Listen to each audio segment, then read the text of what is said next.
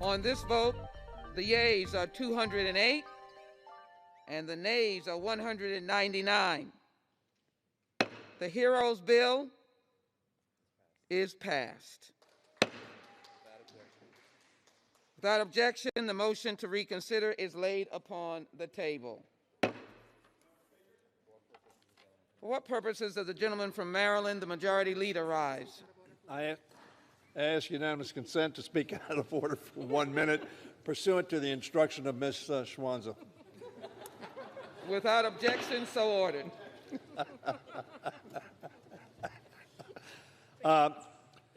Madam Speaker, I'm going to be yielding to the Republican whip in just a second, but I will announce the schedule for the weeks to come. As we face the crisis of COVID-19 pandemic, the House must do its duty in full and do so in a way that contributes to the safety and welfare of our people, not in any way that harms it. I want to thank each member of the House for returning to D.C. today to vote on this important legislation. Madam Speaker, members are advised no votes are expected in the House next week. Members are further advised that the House will be in session on Wednesday, May 27th and May 28th. As everyone knows, the Senate has amended the House-passed FISA bill, a very important piece of legislation, which will require the House to act again. I expect that to be considered on the 27th. I also expect conversations to continue on additional legislation addressing the COVID-19 pandemic. The House could vote on COVID-19 related bills on May 27th and 28th. I am pleased that the House has adopted a resolution to allow the committees to work remotely. I look forward to getting our committees back up and running so they can begin having hearings and markups on critical legislation. Clearly, the House, as it moves forward, needs product. I've talked to the appropriators. I know that the WRDA bill is also a bill that we are looking at moving forward. The National Defense Authorization Act is a bill that we want to see marked up. I talked to Mr. Smith tonight. So hopefully we will be moving ahead, getting product, and we'll be considering that.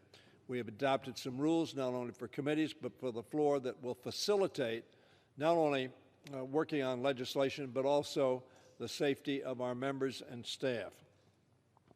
As the gentleman knows, we have a number of must-pass bills that I've just mentioned. I think I did not mention the Surface Transportation Bill, but I did mention WRDA. As committees begin consideration of these bills, I will be in touch with members about when they will be scheduled. Beyond May 27th and May 28th, I want all members to know that they will be given 72 hours notice of when they would need to be returning to Washington, D.C. for any additional votes. I would simply say one of the reasons that we are not meeting next week, we're going to give the staff, not only of the committees, but of the House, the opportunity to determine exactly how the new rules can be carried out, not in any way to adversely affect either our Republican side of the aisle or the Democratic side of the aisle, and to reflect accurately the votes of members, whether they are able to get to Washington during this pandemic or not. And with that, I yield to the gentleman from Louisiana, my friend, Mr. Scalise. I thank the gentleman from Maryland for yielding, and a couple of questions, but the first I want to ask, it's my understanding that on May the 19th next week, we are supposed to be swearing in the new members of Congress who were elected this week. You didn't mention that. Is that still going to move forward here on the House floor? I apologize for not mentioning that. There will be pro forma sessions, and at the pro forma session on Tuesday, we will swear in the 2 new members. I yield back. Thank the gentleman for that clarification. As it relates to, obviously we had a full debate on the floor today about this change in the proxy voting. There still were many constitutional questions raised, especially as it relates to Article 1, Section 5, which states that a majority of each House shall constitute a quorum. I would hope, although the rule is clearly passed and your side was able to pass that, doesn't mean it needs to be exercised. Because the Senate's going to be in next week, because we proved today we can come back safely and conduct our business. I would just hope and urge that while it's a now opportunity and option for the majority to use, that we still would continue to do business with a majority of members being present, because if a major piece of legislation were to come to this floor and to pass with a proxy, meaning 20 people holding proxies clearly under your bill would be what your side would claim would be a majority, it would be challenged, or definitely would be eligible for being challenged in court under the Article 1, Section 5 constitutional requirement of a quorum. I would just hope that would be considered, that while it's there in the rule now, doesn't mean it has to be the way the House conducts business, and I would yield. Reclaiming my time, the gentleman's correct. We expect a good turnout of members on both sides of the aisle to be in the chamber when we meet. We do know, however, there are members who, for health reasons, either their own health or the health of one of their family members, transportation issues, as you know, they're more difficult now with the pandemic going on. But our expectation is there will be a good number of members. We do not expect there to be 20 members here. We expect to be many more. And we, as the gentleman knows, when asked to come to the House to pass critically important legislation, members on both sides of the aisle have been here in large numbers. Gentleman, yield back. I yield to the gentleman. Thanks. I think today our total number of members that showed up out of 435 were 406. Of course, we didn't have a full 435. We'll have a few more sworn in next week. But with over 400 members of Congress able to get here safely to do our business, and again, we know the Senate's going to be in next week. We know the President is at the White House working as well with his team. I would just hope that we would continue to lead by example as we're encouraging others to safely reopen. My home state of Louisiana today started entering into phase one of the reopening of our economy, and we saw so many new establishments. Of course, we've got our frontline workers, hospitals and grocery stores that have already been opened, and other establishments, but today we were able to have a full entering of phase one, and from all accounts it went very smoothly. I know the gentleman's state of Maryland is doing the same thing. 36 different states are already entering phase one of reopening, and I would just hope that we would lead by example by showing here in the House that we too can do the people's business safely in person.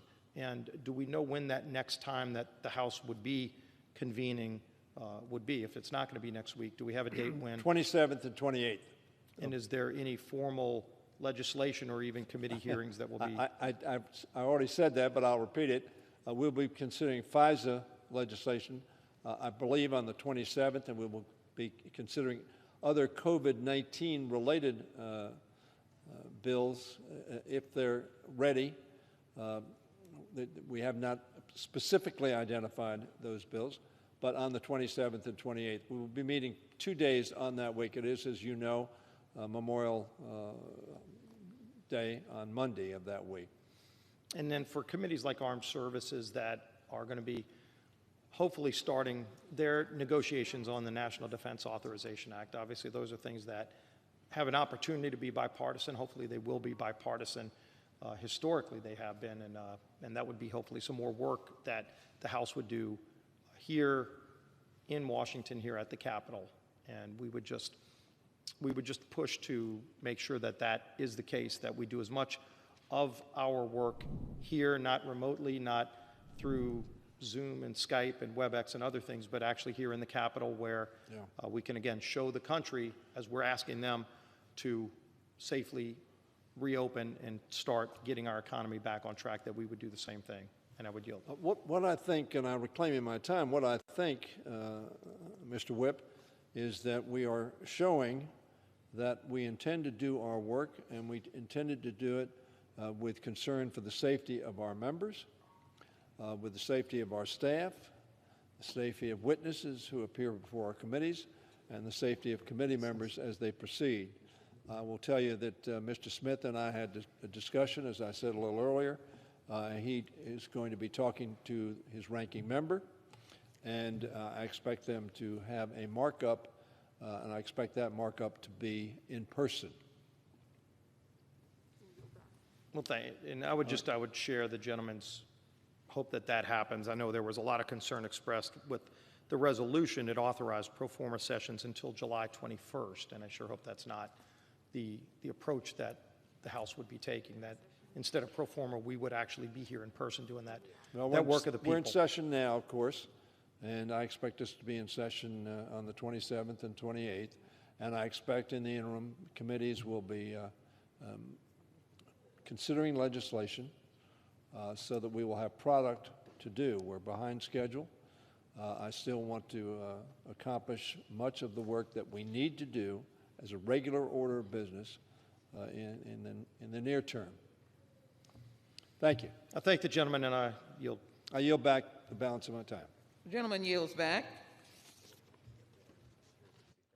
For what purposes does the gentleman from New Jersey seek recognition? Speaker, I ask unanimous consent to be removed as a co-sponsor of H.R. 6666. The gentleman, the gentleman's request is ordered without objection. Thank you, Speaker.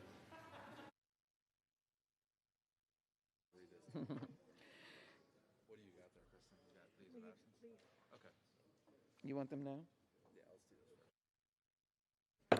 The chair announces that the Speaker's announced policy of April 7, 2020 will remain in effect through July 21, 2020. The chair lays before the House the following personal request. Without Leave of objection, absence requested for Mr. Desjardins of Tennessee for today. Without objection, the request is granted. Pursuant to Section 7B of House Resolution 891, the House stands adjourned until 10:30 on Tuesday, May 19, 2020.